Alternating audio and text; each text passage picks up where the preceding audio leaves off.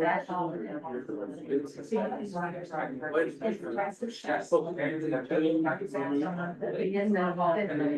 not in. Then we don't.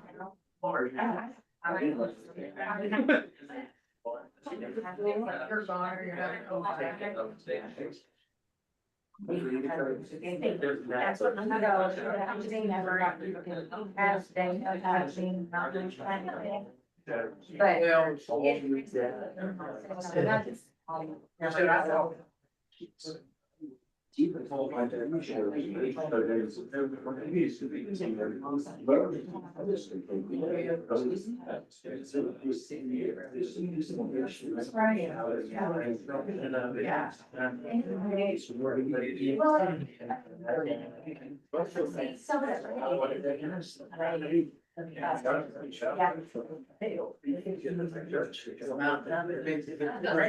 not much fun. But. That's the problem. Yeah, but,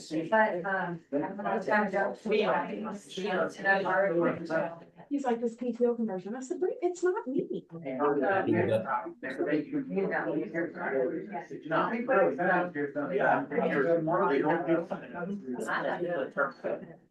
I don't know that call it. I didn't call her water. I'm telling you. She knows that I sent Tom to her. So why would she tell Nicole to send people? I don't do conversions. I never have. It's a PTO financial thing that the clerk treasurer's office does. Why did Nicole make that up? I said, get off of that page. Yeah. Nobody said that. I'm saying there's a breakdown in communication, but nobody needs to be coming to my office for this. Everything doesn't need to be just.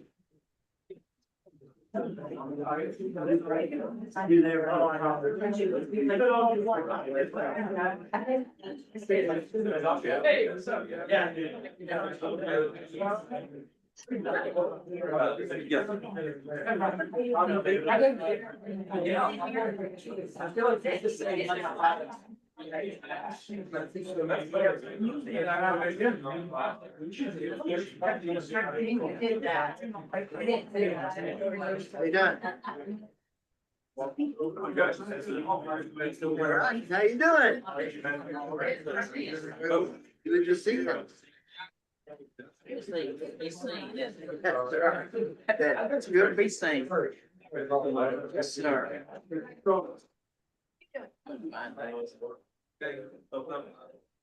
Good afternoon, and I'd like to welcome everybody to the KIPDA Board of Directors meeting on February 26th, 2026, and the time is 2 o'clock. At this time, Jared, if you would follow the roll and bring the meeting to order, please. Thank you, Judge. Mr. Kevin Beatty. Let's see you, Kevin. Honorable Scott Bates. Here.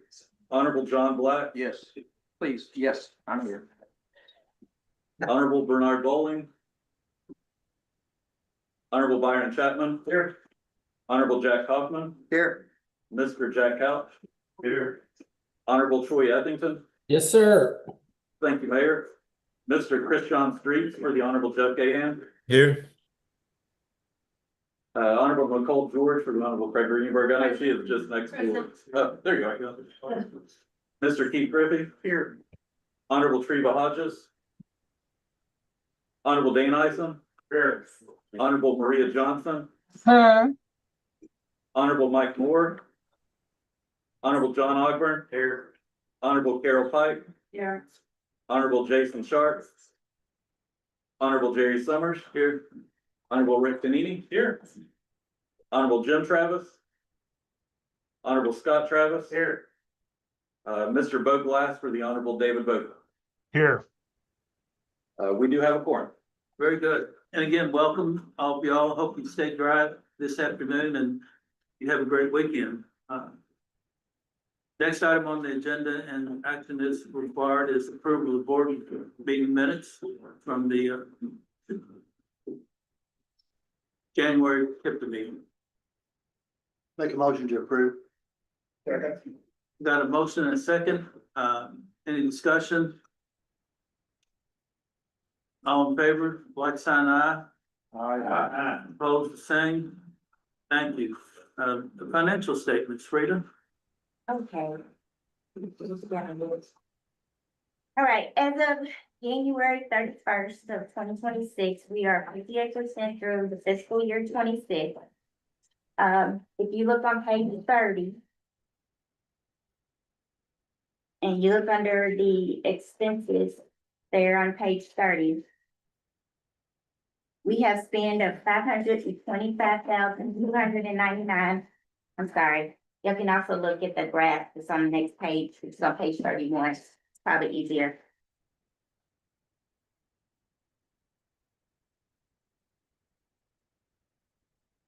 Okay.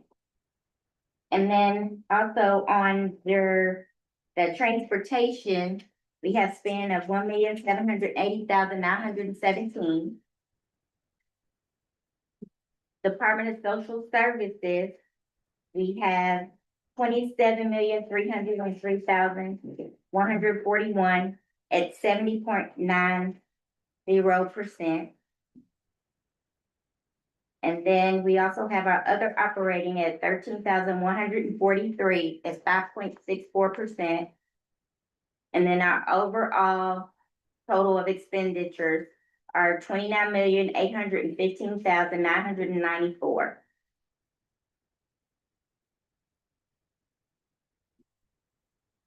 On the next one is our agency-wide. And on our graph is on page 38. With our current or monthly agency-wide revenues are 5,143,450. And our year-to-date is 30,842,507. For our expenses, we have 4,966,061. And for our total expenditures, it's 29,815,994.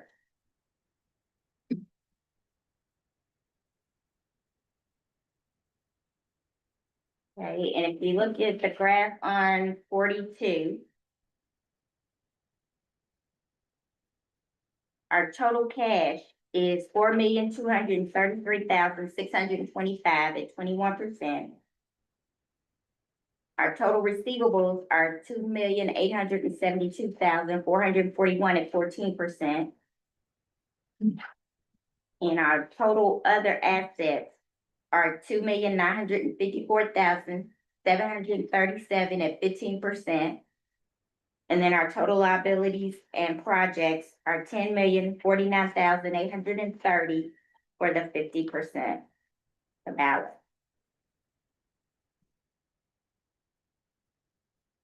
And that's it. Thank you. Does anyone have any questions? I'll entertain a motion to accept the financial report from Freedom. Motion to approve it. Second. Got a motion and a second. Any other discussion? Hearing none. All in favor, like sign aye. Aye. Opposed, the same. Thank you. Personnel report, Megan. Good afternoon, everyone. Good afternoon. I just have kind of one staff transition to talk to you about. We have a new hire, Mark Dickens, is starting on Monday as our ADRC coordinator. We still have 3 vacancies, Connect application counselor, a home care assessor and case manager, and a nutrition assessor, and the struggle is real. If you know anybody who is looking or would be a good candidate for these jobs, please send them my way. All of our postings are found on our website, and our staff count is 81 full-time permanent, 2 part-time permanent, and 1 part-time temporary. In addition, last year about this time, I reported on staff turnover, and I'm happy to report that we're still kind of below the national averages. So last year we were at 14.12%. This year, or I'm sorry, in 24 we were at 14.12%. Last year we were at 15.29. It's essentially the equivalent of 1 additional person leaving over 24. Do you have any questions? Okay. Well, Megan, thank you. You need a motion to approve Megan's report? A motion in a second. All in favor, like sign aye. Those opposed, the same. Thank you. We have a guest speaker, Captain Jaden Douglas. That's going to talk about the cybersecurity coordinator and infrastructure for. Help me. You're an engineer. What else? So I'm a cybersecurity task force coordinator. I'm belong to an engineer battalion out Okay. in Ashland. Ashland. Okay. Good deal. Thank you, sir. So good afternoon, everybody. Thank you all for having me here today. So as I was stating before, Kentucky National Guard, I've been in for about 8 years now as a 25 Alpha Signal Officer. And for my 1 weekend a month and 2 weeks out of the year drill requirements, I belong to the Ashland Unit, a engineer battalion. I manage their communications. But on the full-time side, I'm part of the Kentucky Cyber Resilience Initiative, which is let me switch this over to, which is a new team that we've put together in Frankfurt.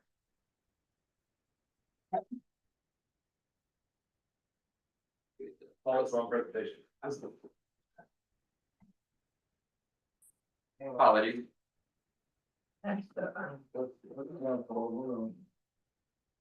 While he's getting it pulled up, I do want to thank Captain Douglas for being here. We were initially going to have Colin Glover, but with the government shutdown, he was unable to attend. So Captain Douglas stepped up to attend today. So I want to thank you on such short notice being here. There you go. All right, thank you all for the opportunity. So yeah, as I stated before, around 2 years ago, we put together a full-time cyber task force that operates underneath the Kentucky National Guard. That's there to support cyber incident response and work on the left side of cyber incidents through training, vulnerability assessments, and some other services that we offer. Is the right arrow not working? Here to switch over. She might have to advance this one, so it might be. So there's a brief agenda of the things I wanted to cover with you all today. First, we'll talk about the why behind the program, how we got started. We'll go into our general mission and some of the services that we provide. We'll talk about some of our training initiatives, and I'll close off with some partner agencies and some cybersecurity resources for you all. So the reason we started the program, as I'm sure you all are well aware, cybersecurity incidents are just increasing more and more every year. And what we've noticed with some of the trends is the cyber threat actors are not trying to just go after the biggest payout. They are just trying to get their foot in the door where it's easiest to, which unfortunately, it kind of falls into that state, local, territorial, and tribal environments, those SLTT organizations. Nearly 70% of state and local governments have recently been victimized by a ransomware attack. Some of these attacks come at an average of 7.3 weeks of operational downtime. So it's extremely important to take all the precautions we can on the left side of a cybersecurity incident. One of the quote I like to use: cybersecurity incidents are unfortunately inevitable, but their impact is optional. So our team tries to work with those organizations to minimize the effects that those potential cybersecurity attacks could have. That way they can be eradicated and operations can be continued as quickly and efficiently as possible. So a little bit about our team. We are a full-time cyber task force operating under the Kentucky National Guard in a state active duty status, which gives us the authority to respond to state, local, territorial, and tribal organizations, as well as anyone that falls into the critical infrastructure community. We're here to support the Commonwealth. We do so by partnering with our Department of Emergency Management, the Office of Homeland Security, Collins Organization, CISA, the Cybersecurity Infrastructure Security Agency, to provide that support to those communities.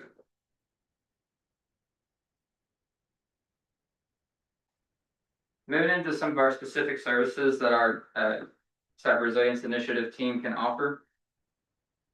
First one, network vulnerability assessments. This is becoming a very hot ticket item across the state. We're getting several requests from numerous counties and organizations for us to come in and provide a baseline vulnerability assessment. I always like to use the analogy of physical security with the house. Our team could come in, identify what doors and windows are open, any ways that a cyber threat actor could get into your network. If you were to take that analogy and apply that to your servers and network infrastructure. We provide a thorough report at the end of our assessments, identifying every asset, every network, every VLAN, subnet, everything about your network that we were able to identify. And we provide a recommended remediation as well as different resources for your IT team or managed service provider to go in and make those changes to improve your cybersecurity posture. Second of which, penetration testing. Everything that's included with the vulnerability assessment is still there, but penetration testing takes it to the next level. Instead of just identifying that vulnerability, our team will exploit it and let you all know how we were able to get in, provide thorough screenshots and documentation, and that simulates a real world attack on your network. Incident response, ransomware is one of the most common that we respond to. We have a team that can come out, start collecting logs and data, putting the timeline together, making our recommendations to that network owner to stop the impact of that incident if it does occur. Training and tabletop exercises. We offer two types of training: general cybersecurity awareness training. We recommend that for everyone, every general end user at an organization. This is some content like how to spot a phishing email, what password complexity should look like. And then with their tabletop exercises, CISA has a whole suite of tailored tabletop exercises. Our team can come out and facilitate one of those training events. Policy and planning support. We can work side by side with your chief information officer or your cybersecurity team to look at any current policies you have in place and make some recommendations to get those to the national standard with the NIST cybersecurity framework. So our network vulnerability assessments are a 5-phase process. We begin with an open source intelligence review.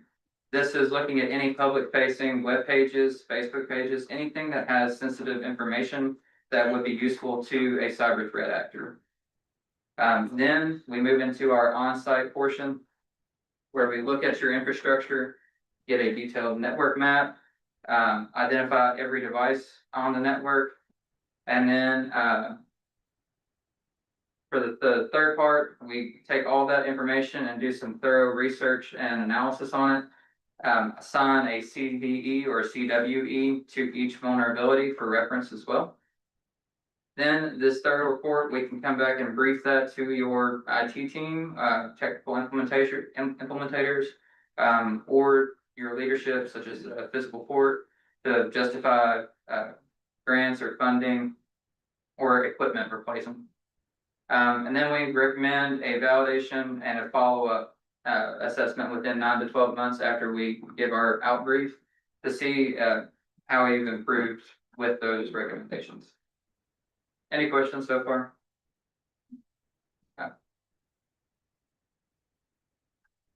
Penetration testing. As I mentioned before, instead of just identifying those vulnerabilities, with a penetration test, we actually exploit those vulnerabilities and provide thorough documentation and recommendations with that. There's 3 different methodologies that we can use to conduct a penetration test. We start with the first one, a white box would give our team full information for your network infrastructure. This would emulate not only an external threat actor, but a possible insider threat too. So if a general user were to click on a phishing email, what the effects of that would be. But on the opposite side of that, we have a black box assessment, which would provide your cybersecurity posture from or against a external cyber threat actor. So, and then a gray box would be somewhere in the middle. So white box, all full knowledge, black box, no knowledge, gray box, a little bit of both. Incident response. So as I was mentioning before, we can respond to cyber incidents such as ransomware attacks, major data breaches, or prolonged denial of service. We can come in and help augment your current cybersecurity security operations cell, and performing data analysis on that incident and trying to get things more to or back to a stable state. We do this by operating underneath the Emergency Support Function 17, which is the newest addition to the KYEM Emergency Operations Plan that was added back in January of 2024. The lead agency for that is Office of Homeland Security, but we've worked very closely with them to support that effort. Cybersecurity training. As I was mentioning before, we have our general cybersecurity awareness training and guided tabletop exercises. So we highly encourage everyone in an organization that has access to a system attend a annual cybersecurity training. This just gives everybody the same baseline knowledge on some of the new cyber threat actors, some of their methodologies, some of the things to be on the lookout for, just general awareness on how to spot phishing emails and how to report these incidents if one were to occur. Tabletop exercises, detailed discussion-based walkthroughs of simulated cyber incidents. So how would your organization respond in the event of a ransomware attack? Who would you contact? How would you work to remediate that issue? And it allows you to test your incident response plan and any policies and procedures that you have in place.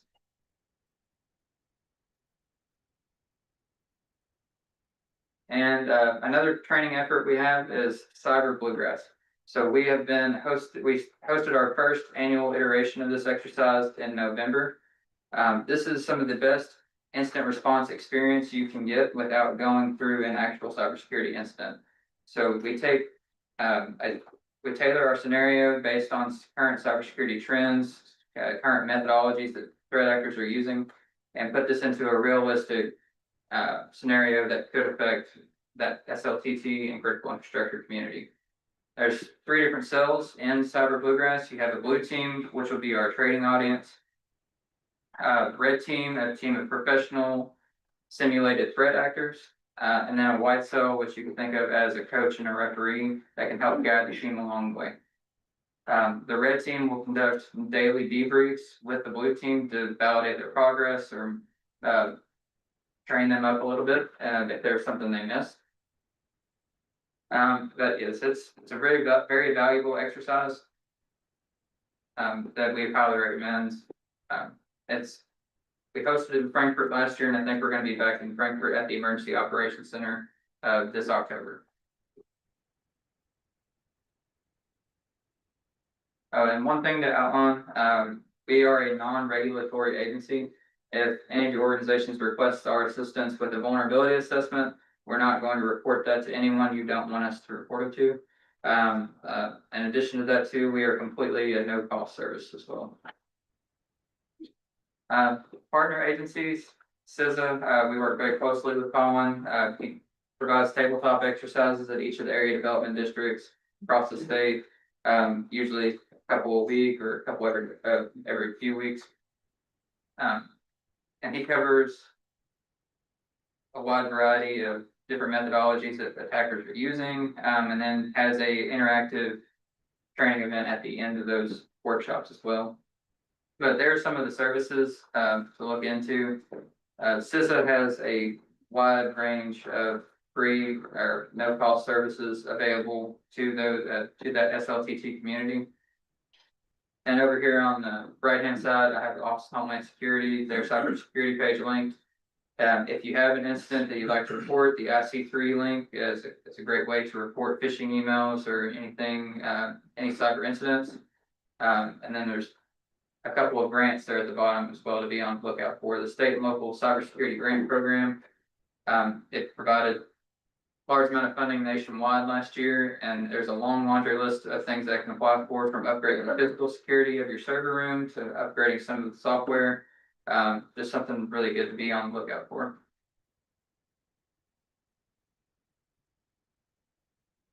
A few other cyber awareness tools.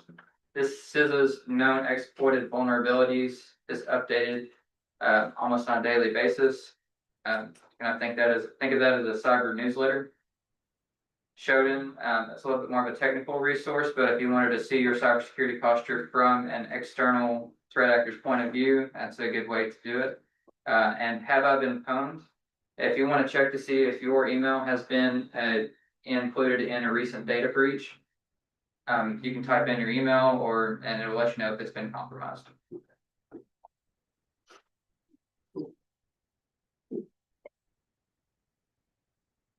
And here's some information that Colin wanted me to put out for you guys. CISA has a wide variety of those no-cost services, as I was mentioning before. From that external penetration testing, training and awareness resources, policy playbooks, a lot of information and threat sharing.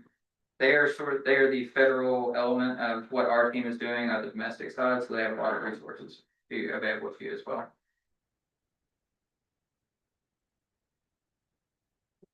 And finishing off here, this is my contact information as well as our group team's information.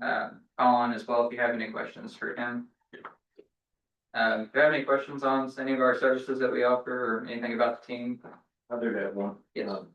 We Trimble County receives a cybersecurity grant, and can you all come in, and we've done some upgrading, can you all come in and assess what we've done and make sure it's working properly? Absolutely. Okay. Yeah. If you want to go, just send me an email or we can try to get you on. Can you all share that with us, Jared? Absolutely. Okay. I'll share this presentation out for the meeting. Captain Douglas, who would our localities reach out to if they were interested in pursuing any of these services? The KYMG Cyber Initiatives email, that'll get the entire team. So just feel free to reach out there and we can look at schedule and get something on books. First is the specific services, Colin as well down there bottom, but. Any other questions or comments for Captain Douglas? Well, Captain Douglas, first of all, I'd like to thank you for your service, because this type of service is just as important as the rest of the service, it's keeping us safe and secure. So thank you so much, and we'll be reaching out to you. Thank you. Thanks, sir.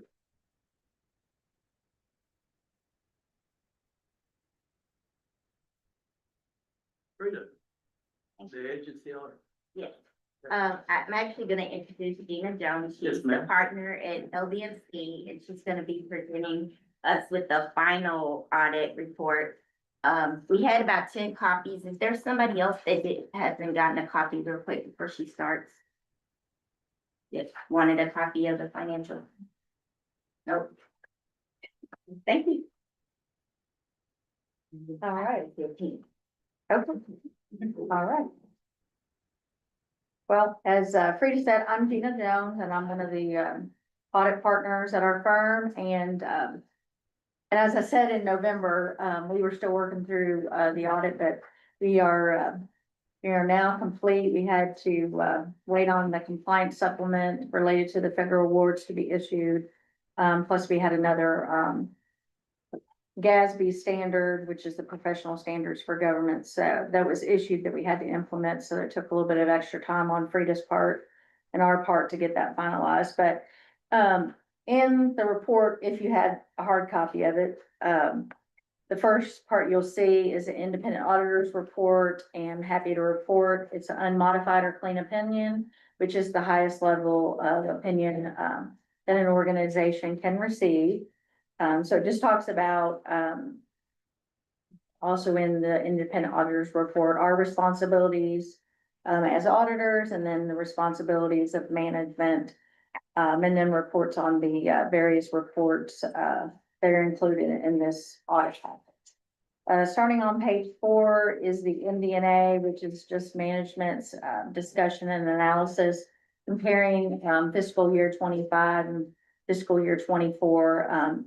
Any changes, significant changes. So if you have a hard copy, or Frida's got a electronically copy that she could send out, this is probably the best place for you to spend your time, because it's kind of more easily to read. So we'll skip over that. On page 9, this is the start of the government-wide financial statements. The first is the statement of net position, which is essentially the balance sheet. And I'm just going to highlight a few numbers here. Total assets and deferred outflows of resources was 10.1 million compared to 11.2 million in the prior year. This is mainly due to cash is down a little bit at the end of the fiscal year of about 900,000. And then also the deferred outflows related to the pension and OPEB plans is down about 1.4 million. As you go down to the liabilities section, there is a new standard we had to implement, which was called GASB 101, was related to compensated absences. So the liability for vacation and sick, we had to restate the prior year beginning balance or ending balance, and then adjust at the end of the year. So instead of just accounting for just the sick, we've accounted for vacation as well. And so that was a different from the prior year. So that ending balance was about $600,000. So basically, if someone leaves and we have to pay it out, that would be about the $600,000 liability we'd have to pay out to everyone.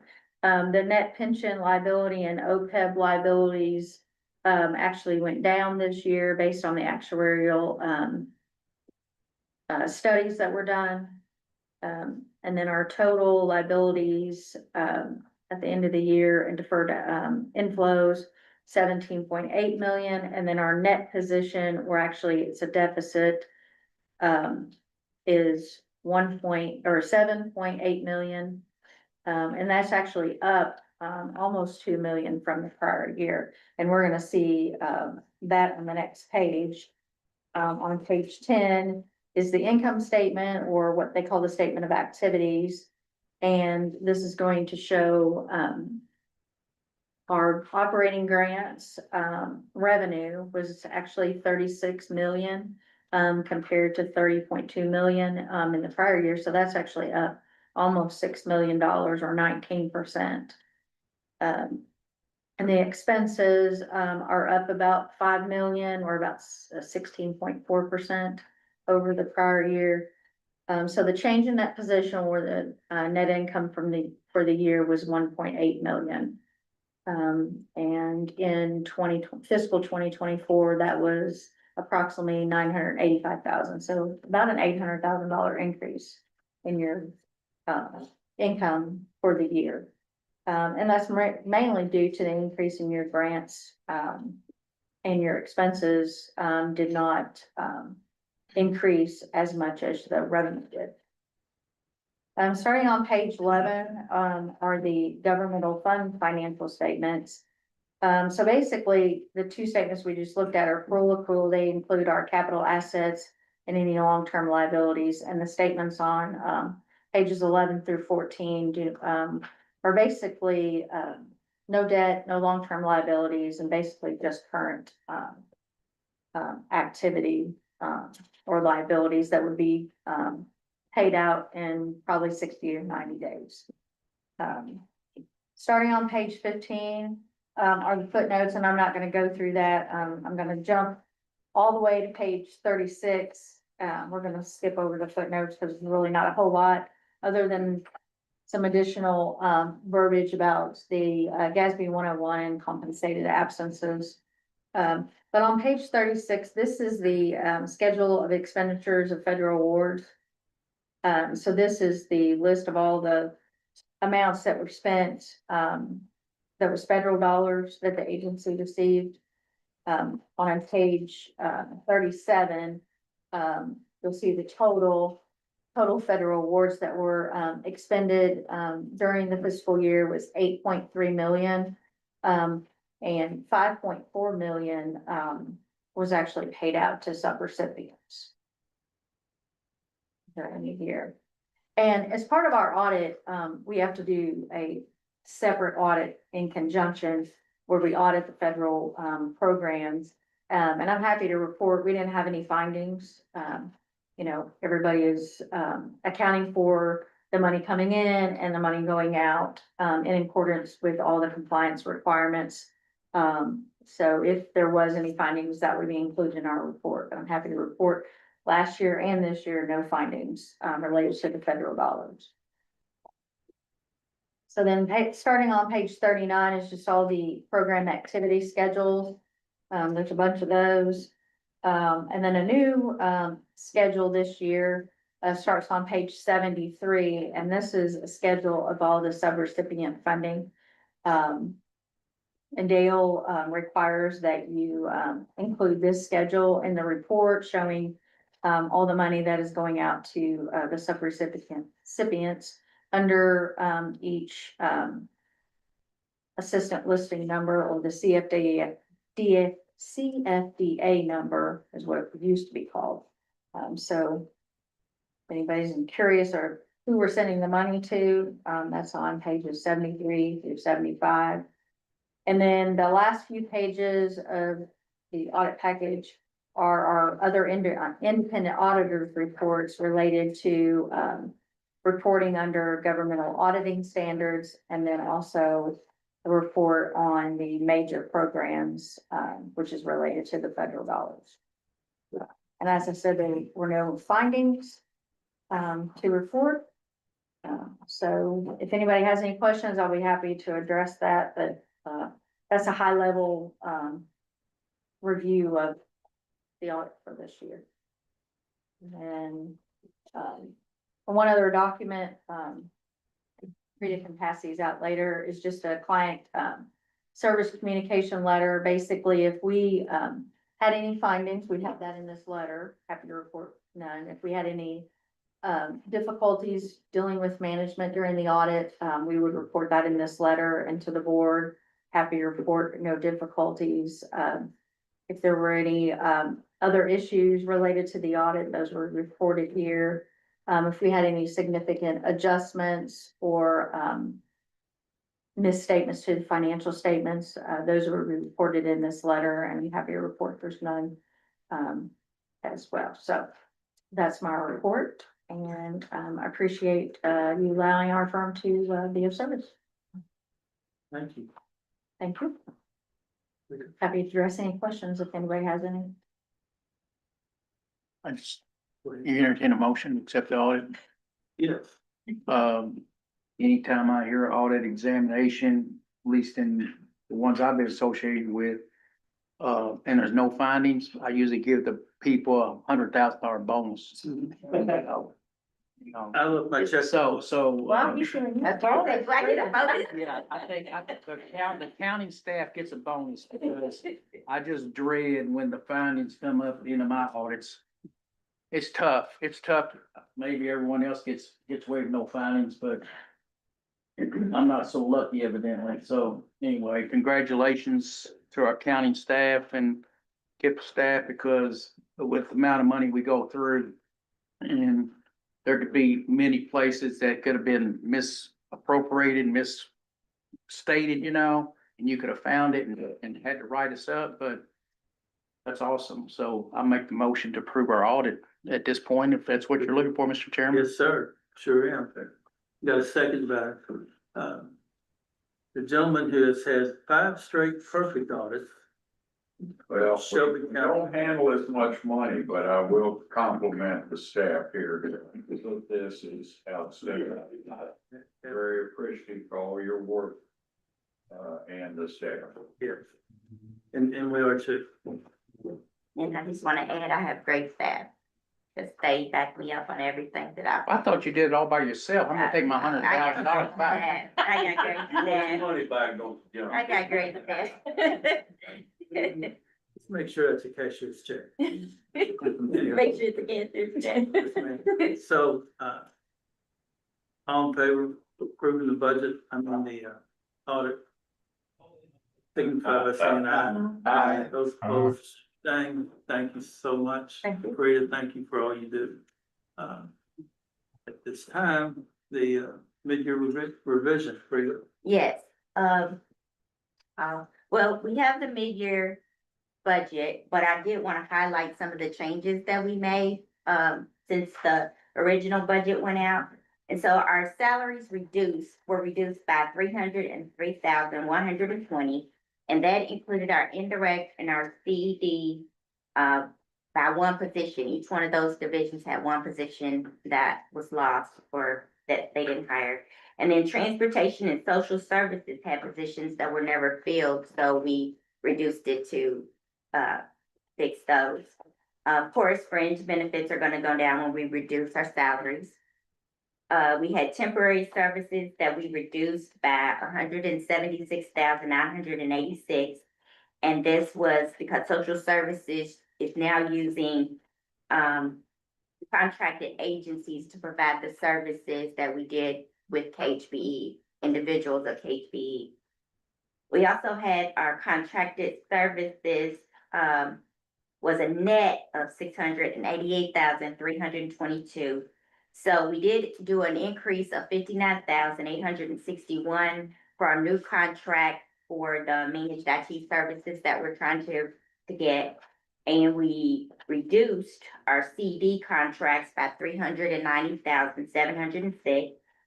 We reduced the contracts for transportation by 285,940. And social services reduced, some of their contracts by 82,537.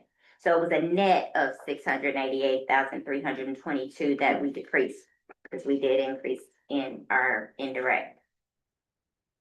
We have background increases, that were by 167,911. And the majority of this increase was due to the regulations of Medicaid waiver that now says that we have to provide background checks to all employees. Then we have our Somali community of Louisville. It increased by 195,000 for services, which most of this increase came from the offset of the decrease of the temporary services. So we no longer do the temporary services, and we've given contracts to Somali community of Louisville. So it increased and our temporary services decreased. So those are just the highlights of some of the things that happened in the budget, and the reason why we did our revision. Have any questions? Hearing none, I'll entertain a motion to accept, Rita's mid-year So revision. moved. Second. A motion and a second, all in favor, like sign aye. Those opposed, same. Andy, Transportation Policy Committee. Thank you very much. Good afternoon, everybody. The Transportation Policy Committee met in this room, just a little while ago at 12:30. I will kind of go over a little bit of what we, talked about at that meeting this afternoon. We had a guest speaker today from the Louisville Metro Air Pollution Control District, their assistant director over there. Her name is Flannery O'Neill. Flannery was here today to talk about, kind of a one-off goofy change to our air quality status in our region, okay? This region has been non-attainment. By this region, I mean the 5 urban counties have been non-attainment to the ground level ozone standards. So EPA designated the 5 county region a non-attainment area a few years back. The data, the monitor data monitors it. They've got monitors across our region, and what has happened is that a year or two ago, the Indiana side of the river, they submitted clean data, said, hey, our data are clean now. That went through IDEM, Indiana Department of Environmental Management. And EPA Region 5, remember, not only are we by state, we are by region. Okay, so Region 5 is in Chicago, Region 4 is in Atlanta, Region 4 covers Kentucky, Region 5 covers Indiana. And so because it got on a different path, our Indiana counties, Clark and Floyd, are now attainment of said standard, while the Kentucky counties remain non-attainment, because since then, the monitors in Louisville have beyond the number. So we are in a little bit of a weird state here where forever, I mean, not for as long as I've been here and longer, we've been one air quality region, but all of a sudden, because the EPAs either don't talk or they make different decisions, we are 2 air quality areas. So that's fun. Having said that, as we made the point with TPC meeting, it means virtually nothing to our amendment process. We do the air quality conformity process. That is still going to take the same amount of time. We're going to have to go through the same rigorous process. Because remember, even if you are attainment of one of these standards, once you get out of that non-attainment status, you get put in what's known as a maintenance plan. You go from non-attainment to maintenance. You might say, well, that's cool. We'll stay in this maintenance plan for a year or 2 or whatever. No, you'd be wrong. 20 years. 20 years you gotta stay in the maintenance plan. So again, nothing practical is changing, but there are some changes in terms of our status. So, but again, as I've said a lot, remember, the air quality is improving over the years and over the decades. That is indisputable. The standards are what keep getting dropped. Okay? And so therefore, we're above the new standard from a few years back. Anyways, talk about that. We also talked a little bit about our safety performance measures. Aaron Maselli of our staff, he showed some of the crash data for the urban region, and including the hot off the presses 2025 crash data. And that included some really marked increase or decreases in serious injury and fatal crashes. And that was a trend that we've seen statewide in both states, if I'm not mistaken.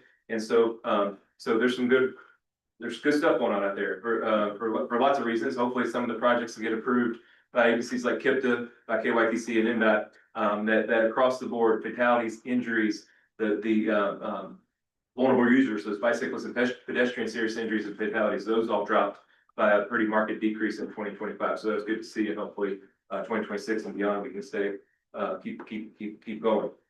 We'll talk a little bit about the new recommended highway plan. I'll have more on that in the next agenda item. Just a couple other notes. We want to point everybody's attention to something called the Basics Act. That's an act, it's called a marker bill, and our friends that work in Congress in DC maybe know a little bit more about what a marker bill is, but this is a transportation bill called the Basics Act, and it's being promoted by what's called the LOT group, Local Officials in Transportation. That's the groups like NATO, which KIPDA is a member of, groups like AMPO, Association of MPOs, which KIPDA is a member of, and 3 or 4 other organizations like the NACO, National Association of Counties, and the National League of Cities, etc. Basically, this bill, or this suggestion for a bill, this marker bill, is to help influence the next highway reauthorization or transportation reauthorization. The IIJA, it expires at the end of this fiscal year, federal fiscal year 26. And so in Congress over the next several months, hopefully they are working on it. Hopefully it's done in the next several months. That is, there will be our next highway authorization. This market bill, I think, is to push certain things in a certain direction, and those things are very important to local governments. I think the idea that local officials in transportation is the idea that all the federal funds and all the gas tax revenue, whether state or federal alike, you know, it filters through the state DOTs across this country, and then we not KYTC alike, of course it does. But I think the sentiment is that money sticks there a little too much. What sticks there a little too much for local governments liking. It's created a circumstance where over the years and over the decades where our bridges in this country on state routes, they aren't perfect, but they're probably on average better than the bridges that are on the locally owned routes. Okay, we've reached a point where it's really hard for local governments to find the money to do these projects. And so this basics act that I'm talking about, we can send out some more information if you all are interested. We promised the TPC and we'll do it to the board too. This would shift the balance on some level of some of that funding distribution. That's a really interesting, demonstration of what could be done to get the funds in the local government's hands. So stay tuned on that. They've got a good story map, and if I send you nothing else, we'll send out the link to that story map that kind of shows what they mean by the basics act. So if you hear about that, that's what that is. I want to bring that everybody's attention because that's just been announced maybe in the last couple of weeks, if I'm not mistaken. One other thing to note is tomorrow morning here at KIPDA at 10 a.m. There's a transportation technical committee working group meeting. And that is the first of 3 meetings that we're going to be hosting over the next probably 4 months. That we talk about our project management guidebook. That's the MPO's playbook, rule book that helps us determine which projects get funding when we do these calls for projects. What are the rules of the game? Remember the rules of the game, whatever they are right now, they've created in Kentucky a tremendous carryover balance of something that get tuned to, I think it's like $140 million. And so let's get the staff's perspective that's a problem that we need to fix. The development of a new guidebook and tomorrow will be effectively a good brainstorming session that's going to look at broader issues. What are the issues that are causing projects to be so slow? Whether it's utilities, whether it's District 5 at KYTC being understaffed or something like that. Whether it's how tough it is to do a federal project. How easy would it be to do if we could make some sort of funding swap where we could do those projects with state dollars that wouldn't come with all the requirements and strings attached by the federal government. So that's something at 10 a.m. tomorrow, first of 3 meetings. I will leave it there, and that concludes the TPC report. Okay. This, attainment area you're talking about, are you talking about, the reclassification for this area in terms of gasoline? No, so This doesn't have anything to do with gasoline, because I just got something from Jason Nemus where they just notified today that this, regulatory, of charging gas will go away on May 26th. that's right. Yes. So planner from APCD, she was clear about that these actions that have to deal with this non-payment status are independent from the whatever you want to say, the removal of the requirement of the sale of reformulated gasoline in Kentucky. There is an interesting issue that's going to happen soon. Is once that gets removed from Kentucky, that the Jeffersonville and Oakland County can sell the same gasoline that gets sold in many of your all's counties, the rural counties, that is. Well, the Louisville area is a big market. I don't know how they distribute fuel. You all probably know as good as I do. But having said that, it's a big market. So the fuel that goes through gets distributed in the Louisville side of the river. It's the same tankers that take it to the gas stations in Indiana, right? That makes sense. Economy of scale type of thing. Well, Indiana has a different reformulated gas rule. It's not called reformulated gas, but it's called reduced reed vapor pressure gasoline. Nonetheless, the Kentucky rule was more stringent, and so you could sell Kentucky gas in Indiana, but you couldn't sell Indiana gas in Kentucky. I think is been the status quo for so long. There's going to be an issue in Indiana because the gasoline is going to come out and be distributed in Louisville once Mayor Black, what did you say, May 26th or something like that? Yes, sir. Coming soon. Indiana's change hasn't happened yet, so it needs to happen probably pretty quickly, so that there's aren't weird market dynamics that happen with that. And again, that's we're removed from that here at KIPDA and from local government even. That's something that I did we need to engage. Did I hear you say that the state, on their replacement bridge program on state highways, there could be some additional money freed up for counties to maybe try to get a portion of that money to try to help us with our county bridges and things like that, that we need to help with, if particularly we have to pay for ourselves? Yes, that basics act that I was mentioning, that imagines a situation where, the decision on which bridges to, prioritize, would probably be at a table like this one at a regional agency, and not in Frankfurt and Indianapolis, potentially. Okay, last point. Don't you think though, the reason with state of Kentucky Federal Highway, reason they slow all this process down is because of budgeting, and they're just trying to slow the process down because they'll have to come up with money over longer periods of time versus as soon as we need it?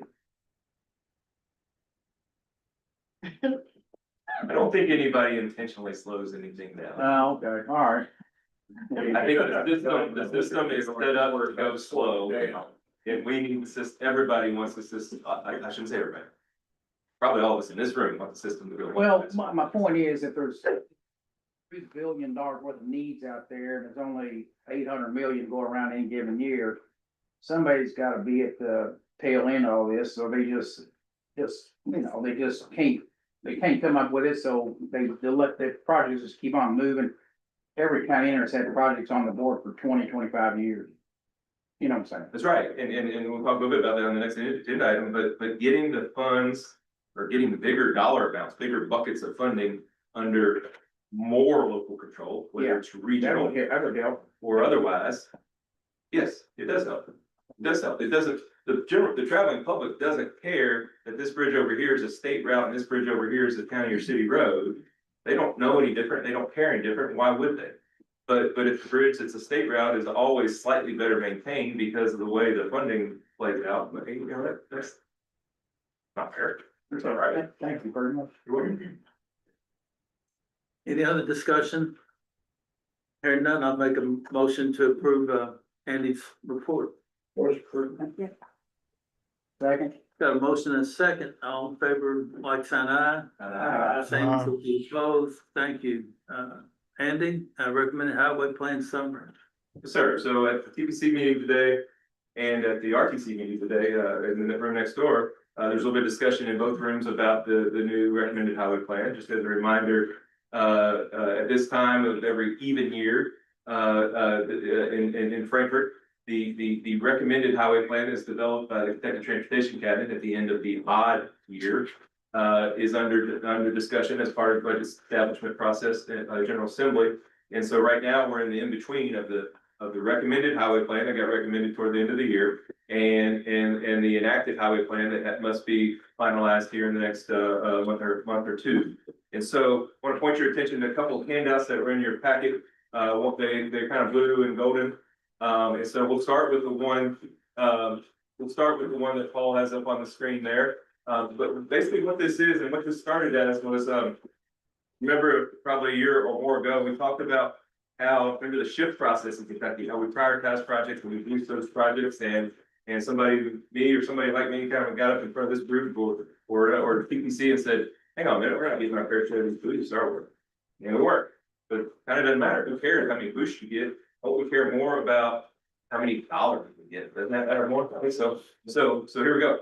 So I want to point everybody's attention to the percentages, if you'll follow along, the percentages that are between the little gold bars. Okay, the percentages that are between those gold bars represent the 7-county KIPDA region. Okay, as a percentage of the statewide thing. So it's labeled as regional total. So I'll try my best to tell a quick little story here. Okay, so we'll go left to right on the top there. So you can see that our region has 1.024 million people. That represents 22.7% of the state's population. Nearly a quarter of the state's population live in one of our 7 counties. Okay. Statewide, we have we'll move over a little bit to the statewide VMT. 20.4% of the VMT, the vehicle miles traveled, are driven in one of these 7 counties.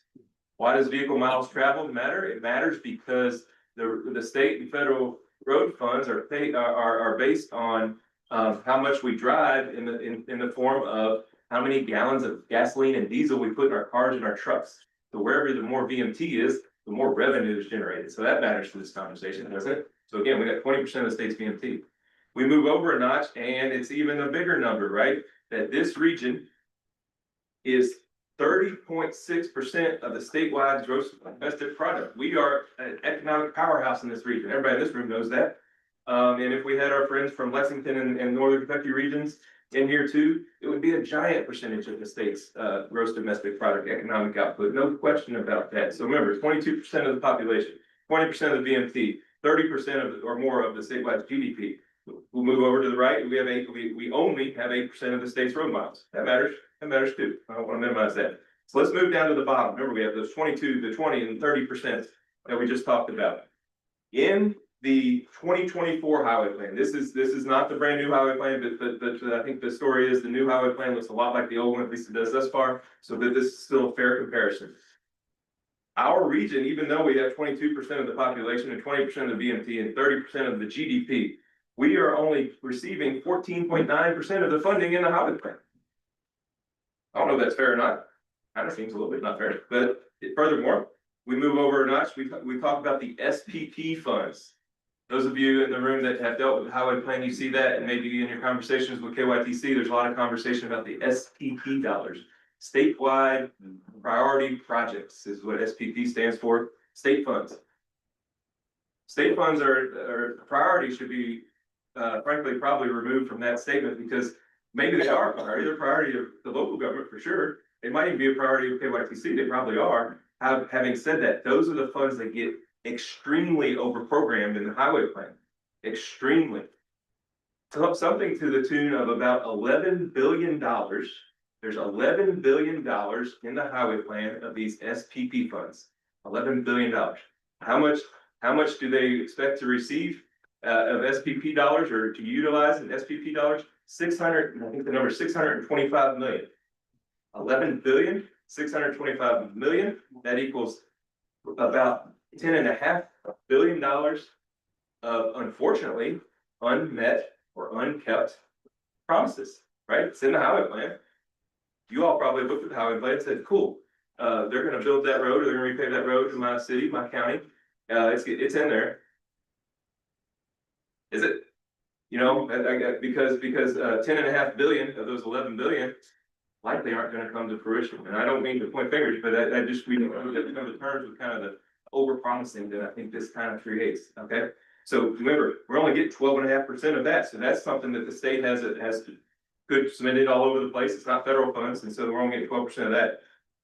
Moving over a little bit, we're getting a lot of interstate funding, 27%. That makes sense. We have a giant share of the state's interstates. There's interstates in each one of our counties, even Trimble County has a mile of interstate. And I think my main takeaway is the very bottom right. Okay, interstates benefit not only all of us in Kentucky, but all of us around the country, right? We get interstate travel and truckers going crisscrossing the country. How much does this in the highway plan is in there for the non-interstate funding? I think I'm saying this right, but I think most of us in this room probably care about that the most. How much is being invested on our non-interstates? Interstates are important, but as local governments, I think we care a lot about the non-interstates. To that, we're only getting our 10% share. You know, we're getting half. We're getting half back. So I wanted to point that out. The other page in here has its data overload. All of this is data overload, perhaps. This shows the KIPDA region or regions, how we rank regionally. Okay.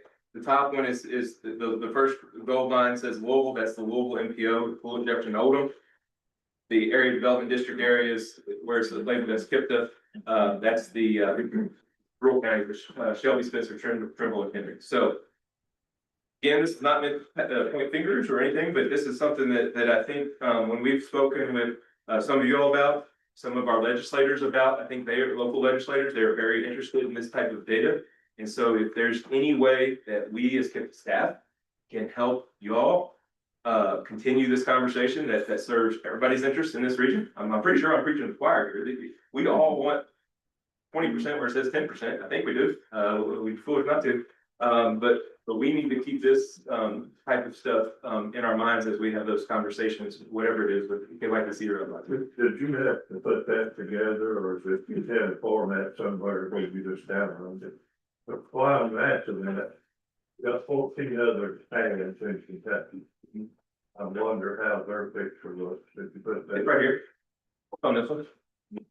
We've got all the other ads. Oh, okay. Yeah. And so, there's also another version of this, if anybody cares or anybody wants it, at the highway district level, showing that District 5, which is the KIPDA region plus Franklin County.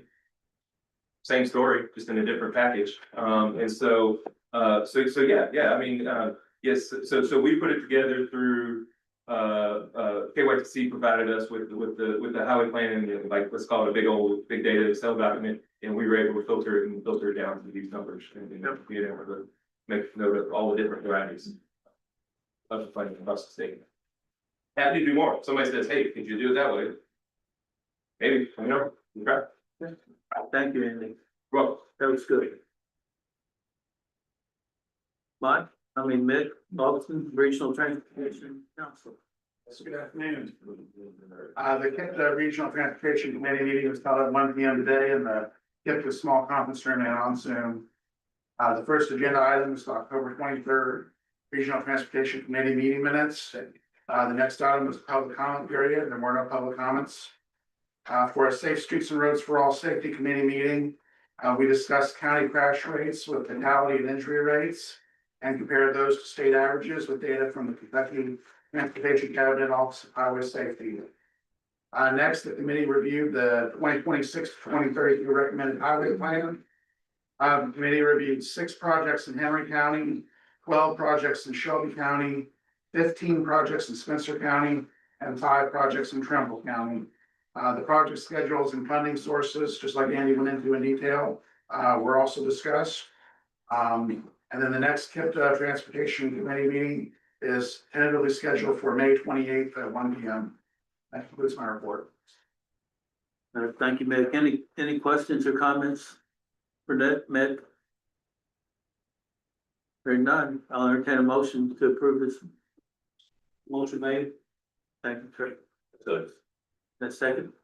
All in favor, like sign aye. Opposed, same. Thank you, Felicia. CBGD. BG. I am very happy to announce that Trumbull County Prison Court and Judge Osborne received a CDBG grant for a healthcare facility in Trumbull County. The healthcare facility will develop into a partnership with Carroll County Memorial Hospital. It will include an urgent care, primary care office, as well as on-site laboratory and x-ray services. The project is expected to improve access to both immediate and ongoing care while reducing the need for residents to travel outside of the county for routine and urgent medical care. The total project will cost about $1.5 million. They've received $850,000 for CDBG funding. The Carroll County Memorial Hospital will match that at $575,000. The grant program from the Cabinet for Economic Development is matching $85,000, with Trumbull County Fiscal Court paying $1,500. So it is a big win for the county. One of the very first projects that Judge Osborne has worked on since he took office about 3 years ago, and finally got some good news 2 weeks ago. Yeah, thank you, Felicia, for all your help. I'm gonna apologize. Fought very hard for this project, and it is much needed. The facility that, and they're losing Baptist Health, which is located in Milton. So with that loss, there will be no access in that county for healthcare. So this is going to be a big win for their residents. Kudos to your staff, Derek, for all your help on this. It's been a long process, and they've been persistent to stay at it, so the applause needs to go to them, not to me, so. it's been an honor to play a part Yes. in any role we can. On to the next step. So with that, if you all have any needs in your community, make sure you reach out to me, Jared, or one of my staff, and we'll be more than happy to come out there and meet with you. See what kind of funding opportunities are out there for you all. Thank you. Thank you, Felicia. Congratulations, Judge. Thank you, sir. Ethan, legislative update. Thank you. I'm gonna start with Indiana. So the last day of their session's tomorrow. So if this board meeting was happening after tomorrow, there'd be a lot more to report probably, but, I'm gonna go over some of the few bills that are still pending and moving through the process. So, House Bill 1210, that's the local government finance bill, delays the implementation of the, new local, tax system, to 2029. Also creates new RFP guidelines for hiring, municipal advisors, prohibits local ordinances that restrict, rental properties outside of zoning and short-term rentals. I believe that's in conference committee. I don't know if it was in there today or not, but, that's in conference. House Bill 1001, that's the housing bill. That's been a really controversial bill this year. So that creates broad new preemptions around local authority to plan and zone around housing projects in an attempt to compel higher density developments. The House concurred with the Senate amendments yesterday on that bill, and then there's Senate Bill 179 with dealing with community crossings program. That's an additional $75 million call for projects in spring for communities that did not receive funding in fall 2025. It also allows communities with a population of up to 12,500 to lower their match requirements to 20%. There's also language included in that bill regarding the wheel tax, and the House passed the bill with amendments this week, earlier this week. Moving on to Kentucky. The first bill that was signed into law by the governor was Senate Bill 172. That would allow the Public Service Commission to grant an extension to electric utilities for recovery of their fuel adjustment costs. It's primarily to deal with increased spikes in fuel costs during high cold weather events, things like that, to stretch out so that way customers don't see as big of a spike in their bills. Senate Bill 9, the bill gives local governments the option to establish a residential infrastructure development district. The infrastructure costs will be funded by a special assessment of the property and supported by bonds issued by the local government. These are all bills that are starting to move. So Senate Bill 9 being the first one there. That passed the Senate, now in the House. Senate Bill 141 dealing with publication requirements. That allows counties without a local paper to use a newspaper from their adjoining county to publish notices, ensures the public agencies, including local governments, receive the same discounts as commercial partners that are receiving, bulk, like volume discounts. A lot of local governments get those same discounts. House Bill 333, that's the bill dealing with like religious developers of housing projects. That also passed the Chamber of Origin. House Bill 103, that's the water fluoridation program, making that optional. That passed. That's now in the Senate. Let's see. Backyard chickens. I know that's been a big thing. So that started to move. That's in the Senate now. The county jail bill 557, that has not moved. And let's see, there's also been bills on gas tax and revenue sharing and data centers. On those categories, I haven't seen much movement. There's the House Bill 414 that deals with required DNA sampling at local jails and things like that. That passed the House. The big news, the budget was in committee last night. That picked up a committee sub. So there's still a long way to go before final passage of that. So still has to pass the House, go to the next chamber, get those changes. It's going to go to conference. But the language and some of the language in during the committee meeting, Chairman Petrie said that some of the language has been removed from previous budgets. But that hasn't affected programming at all. It's just, he said some of the language has been removed, but the money's just been put into the base, and that's why you don't see the language in the budget. But one of the big things deals with the Kentucky Employees Health Plan. So it looks like that in the committee sub, it's fully funded.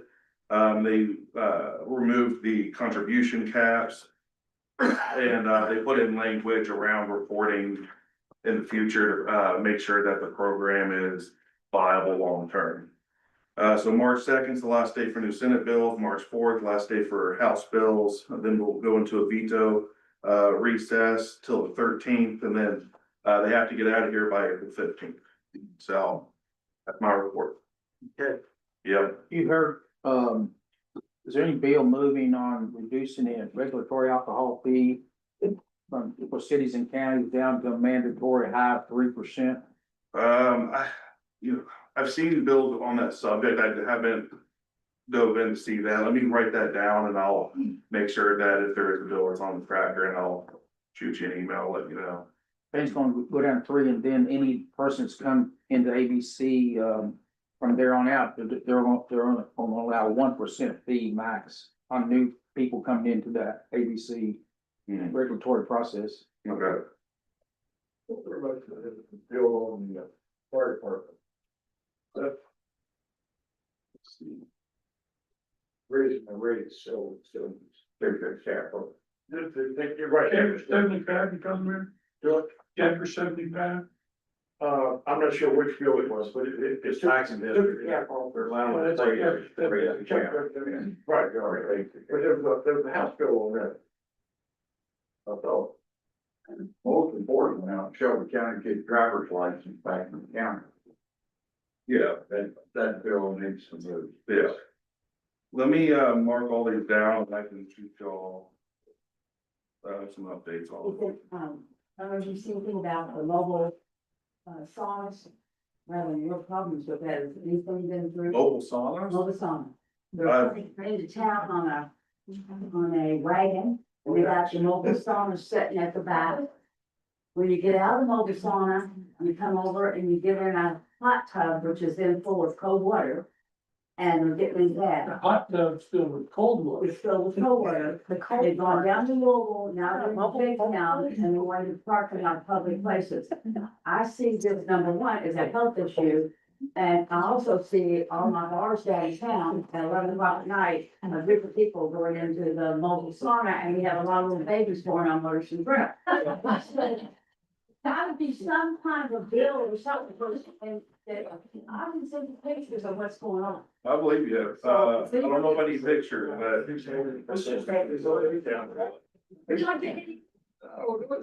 I'm just telling you, it's in the going around. Well. Middletown. Let's look at how to do it, and the health department's, they can't get involved with it. But they can't into the ice, into the water, but they can get into the sauna. That needs to be a sanitary issue, in my opinion, you know? Great. It looks like something straight out of a Paul Hayes, you know? Yeah, no, that's great. It seems way more normal. But food truck, like, all the Well, that's what we're trying to refrigerate, between the food trucks and, you know, but, I don't know. It's a big limit anymore. All right. Hey, Ethan. Circulation. Ethan, on the House, you said House Bill 557 hasn't been, what now? 557, I don't see that. Well, Now, this is updated as of yesterday. sure, no, that's okay. Well, it's a bill reflecting to the 325 people I have in my residence in about funding for them.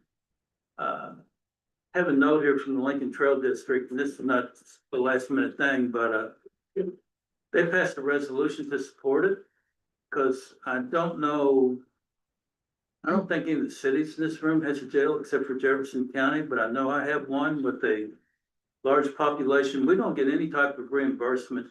I've had people stay in my facility or my residence in from 30 to 60 days before they go to trial. But we don't get a nickel for that from the state. And part of this bill reimburses us for that as we go along. our jail deficits in most of the large counties in the Commonwealth of Kentucky, Madison, Hardin, Warren, you're talking millions of dollars, and it's all because the reimbursement's not there. So, I'd like for this board to take into consideration, doing a resolution like Lincoln Trail has, to support House Bill 557. It's, terribly important to us. If, that, resolution he's speaking of, I've included in the front, folder in your all's packet, or the back, folder in your package, just so you can see. They did it on an 8.5 by 20, so I apologize for the, size. It was very small, but I'd spoken with Judge Summers, and it was something that, we wanted to bring up for your all's consideration to see if you wanted to replicate a similar resolution on behalf of the KIPDA Board of Directors to submit. And Judge Osborne and them, it would benefit y'all too, if we don't have a jail. Our fiscal court, we took the KCO template, we passed it our last fiscal court meeting. Right, but as an ad district, it means a lot to be able Need a to. motion for that? And I'd like to have a motion for that and send. I'll second it. Thank you all, but it is one heck of an expense. Yeah, And, even on the closed county jails, we still, I've absolutely, got people that's been in there for 3 years you that got I'm paying on, it. still. I understand that, and when you have, I'd rather go to our parks department than, yes, the jail. yeah, me too. So I have a motion and a second, and I appreciate the board considering this and, passing this, I hope, because it does mean a lot to our county. I know it's gonna mean a lot to Scott, because I'm starting to house some of his folks as well, and, anyway. So I've got a motion and a second, and I'll take a like sign for aye. All opposed, same. Thank you all so much. It's much needed in our counties. Thank you all, and I'll get that, updated on the KIPDA letterhead and reflect our KIPDA membership in both, here at the board as well as in the legislature, and I'll get the judge's signature and get that sent to all our And legislators. Ethan, thank you. I didn't even blindside you, but I didn't. I didn't have a chance to read the entire packet. I know there's a ton of bills up there. I've spent many a day up there in the last 2 weeks, so. But thank you for all you do. Thank you. Yes, sir. Okay, hazardous mitigation update, Ryan? Thank you, Judge. So yeah, quick update for you all on the regional hazard mitigation plan. KIPDA's 2021 regional hazard mitigation plan, which expires in January of 2027. We'll need an update for us to remain in compliance with FEMA guidelines and to maintain eligibility for federal and state disaster-related grant funding for our region. So I will aim to submit a final draft of this plan in August or September of this year. This will give state agencies and FEMA time that they need to review and approve this submission, so that there's no lag time, hopefully, between when the 2021 plan expires and when the 2026 update will take effect. So in addition to starting on some of the plan language, the data and the planning process and all that, I've also been working to assemble a hazard mitigation committee.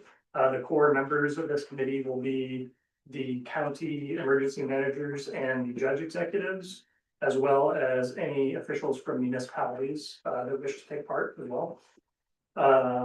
So county emergency managers and judges, you should have received a message from me on scheduling this public meeting. This message contains a link to choose from a number of dates in mid and late April for your availability. At the time of this update, I've received 6 responses for availability for the listed dates. So if you've yet to respond, please do so at your convenience, so that I can get that on the books. And we're trying to get as much participation as possible in this.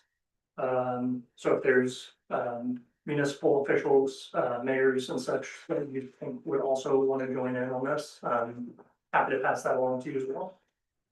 If there are members who cannot attend this meeting, I'm also happy to schedule individual meetings or calls to gather the necessary update information from you as needed. The focus of the hazard mitigation committee meeting will be to review and provide status updates for mitigation actions put in the 2016 and 2021 plans. as well as to incorporate new actions and specific priority projects for the 2026 plan. We're trying to get at least two specific projects that grant money could go towards for each county for this go around on this update. Please let me know if you need the link for scheduling resent to you, and feel free, like I mentioned earlier, to share this with other officials who might be interested in taking part, or you can let me know and I can get in touch with them myself. The meeting will be publicly accessible, so once a date has been chosen and meeting scheduled, also feel free to share meeting details with your constituents to get public feedback and any additional information for this 2026 plan. And yeah, with that, that concludes my update on that plan. I'd be happy to answer any questions. Anybody has anything? Okay. Ryan, thank you. Thank you. And the dig a tree man. The fiscal year 2027, fiscal year 2029, KIPDA area plan, Jessica. Thank you, Chairman. Yes, ma'am. And if I would please, if you give me a moment, I'd like to say just a couple things before I dive in. First and foremost, congratulations to Trimble County Great Job Felicia's team. That just warms my heart for our older adults and those with disabilities that had to drive into Indiana and Carroll County. We have so many clients that we have out there that had to go far away. Secondly, thank you to the auditors. I know you all take a heavy look at the social services division because our funds have more twists and turns than the Polar Express train. Thank you to Tricia and her staff for, working with them and we appreciate you. So thank you. I'll get into our area plan. I hope you all had some time to take a look at it. I know it's in your email. I won't dive into each page of this. I would just like to point out that this is a new plan and it's a new template for those of you that have been around a while. As you can see, probably opening it up, you were probably pleased. It is very much easier to read and the information is laid out well. They worked with the AAAs to help to redesign this template. And if you go to page 5, Paul, you'll see that this has been up for public comment this month and has been through our advisory council. We did hold a public comment on Friday, February 13th here at KIPDA. We had just a few attendees. We're welcome to any comments that you all would like to make today or send us by email. But you'll see on pages 5, 6, and 7, it does lay out our funding sources. It lays out our external contracts and our service enhancement provided and how we procure what services we provide internally. Our working relationships between other agencies and organizations that help us to serve. Our mission, of course, is to make sure that older adults, caregivers, and those with disabilities have access to the resources they need to remain in their home community. Just scroll down one, Paul. And our mission, of course, our vision, of course, is to make sure that we're one of the greatest that do that in the environment. Over the next few pages, you will see our service area. So let's scroll down one more, Paul. That's on page 8. And then a layout of our staffing. So our staffing is covered under our Title III funds will be next.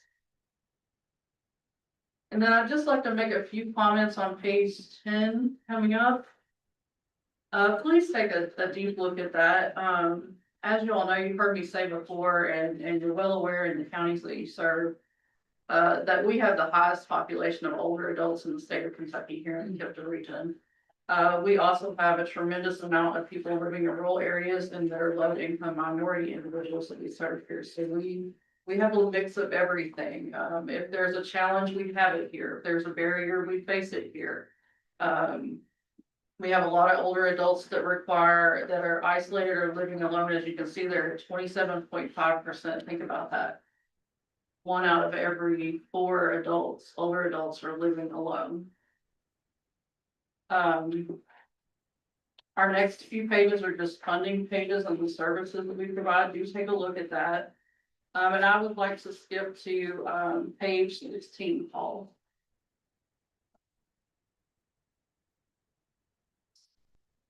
As you all know, we get our feedback on what the needs of our communities are in various ways, not just phone calls, feedback from our clients, client surveys, provider surveys. We also procured and worked with POCO, which is a national organization that does surveys for this needs assessment. And these were identified as our top 3 needs. So the first one was knowing what services are available. So that's people knowing, hey, we're here, we're KIPDA, we're a AAA. Not only do we provide these services, but we also know of other organizations that provide additional services. The second one, which has always been on the top 5, is the need for in-home services. So those services that keep people in their home and not having to go to an assisted living or a nursing facility.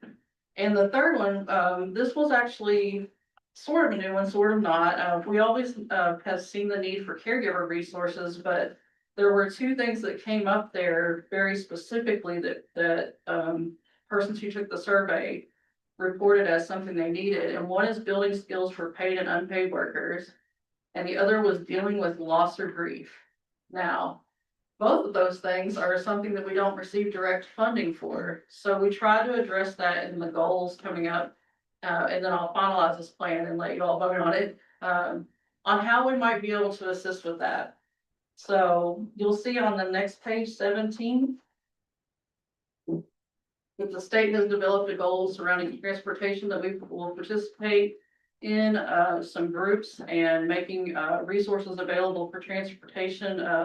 Basically letting everybody know what transportation options are out there. And then on page 18, you'll see that this is laid out differently than before. The AAA's always came up with all the goals. This time there's a state goal. There's a K4A goal, which is, you all know, is the organization of all 15 AAA's. So we have goal 2, which is a K4A goal for an awareness campaign, which also helps us with our needs. And then K4A goal number 3 on page 19, basically increase volunteer involvement. Anybody that asks, send them our way. We do have several needs, especially for SHIP counselors right now, which is our Medicaid counselors. And then goal 4 is where we got into our goals that directly relate to our needs. The goal 4 is to increase access to in-home services and supports, including home modifications that enable seniors to remain safely and independently in their home as long as possible. We described how we're going to do that by building better partnerships, working with agencies that provide home modifications to assure that we can help to serve our older adults. And then on goal 5, you'll see we address the caregiver support. Building caregiver support network by the KIPDA app and resource guidebook. As you all know, we've been working on that KIPDA app. We just broke a barrier this week with the KIPDA app moving forward, which was the Apple developer. So thank you to Frida, thank you to Beth, thank you to Apple for finally getting us aligned. I know it sounds crazy, but it's been such a ride, you guys, getting this thing on there, but we're there. We have Davis West, our student, still working with us. He was very involved, and we're hoping to get that out there soon on the Apple side. And we're developing a resource pathway. So hopefully that will help with all of our needs. It will help with letting people know that KIPDA's here, and what we do and who we serve and how we provide services, caregiver resources, and in-home services. So that, folks, there are several pages left, and they're mostly the legal pages and identifying our partners, laying out lists of things. If you don't have any questions, I'll be happy to take them if you do. I just need approval for our executive director to sign our area plan so that we can submit it next month. And this is a 3-year. Thank you. All in favor? Aye. Aye. Opposed? Thank you, Jessica. Appreciate you. Thank you. Financial management services. Tricia? How are you today? Okay, thank you. So our financial management services and the labor program continues to grow. And we have 2 new agencies that we have added or are adding. So we're requesting that the board ratify the executive director's signature on a memorandum of agreement with New Vista of the Bluegrass. And we also are looking to approve entering into an AMOU with the Point Park and Northern Kentucky. So We had, adding these two MOUs, we will have MOUs with 30 different agencies, around the state. With 23 to 24 of them actually being active or close to being active. The other 6 are still pending their certification, but, continuing to grow, which is pretty exciting. So, I think since we're ratifying and authorizing, they have to be done separately. So the first one would be to ratify the MOU with New Vista of the Bluegrass. I need a motion. Motion to approve it, please. And I've got a second. Thank you, Judge. All in favor, for Jared to sign the 2 MOUs? Opposed, same. Thank you. Thank you. We need to get one more sheet of that for the ratification, and then we'll get one for approval. Yes, sorry. So if we can get another motion for the approval of, Okay. the ordinance. So motion second. All in favor, like sign aye. Aye. Same opposed. Thank you all. Thank you. Yes. Managed IT services, RFP, Jennifer. T12 responses to the managed services RFP that I spoke to you about last month. Using our initial evaluations, we narrowed that down to 6 vendors who we invited back for a second interview or presentation. From there, we chose the top 2 who happened to be both based in Louisville. So we made a site visit to each office. After that, we made a side-by-side comparison of services, software tools, equipment, monthly fees, one-time fees, annual costs, and annual price increases to determine which vendor had the best overall solution. That turned out to be duplicator sales and service, which also happened to be the lower cost. We made that recommendation to the executive committee last week, and they awarded the contract on Thursday. Today, I would like to ask the board to ratify that decision, and I'm happy to answer any questions. Any questions? Can you tell us how much the contract's for? The total amount, we looked at the first year cost because there were some equipment costs that would be included with this service, and the total cost for duplicator is $82,788. And Advanced Business Solutions was the other company that we looked at, and their total cost was $116,982. It's about a 41% difference, pretty significant. I'll make a motion to ratify management's choice on this program. Got a motion second. All in favor, like sign aye. Aye. Opposed, same. Thank you all. Thank you for all you do. Jared, intergovernmental reviews. These 3 projects have all been distributed for local comment. They're good to approve. They can be taken together. So, motion was requested. Right. A motion second. All in favor, like sign aye. Aye. Those opposed, same. Thank you. Jared? I'd like to begin by recognizing our guests in attendance. I'll start working my way around the room. We have Stacy Rockaway with Congressman Massey's office. Stacy, thanks for being here. Anything you'd like to share?